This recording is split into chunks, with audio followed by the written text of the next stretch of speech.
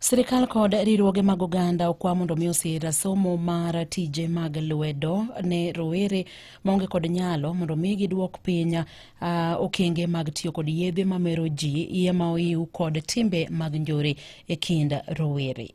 And we have been doing a program for girls as well as boys, those who are vulnerable within our vicinity, in order to reduce the crime rate, in order to reduce unemployment, in order to deal with the well-being of our society. So many of our girls outside there, they are found in a lot of funny things because they are not kept. When we teach, we don't just teach, we empower them. Normally, anytime we see graduates, we also pray that God opens the job market doors. Kwa sababu mtu hasomi ili aweze kuonyesha certificate zake, anasoma ili Mungu afungue milango aweze kupata kazi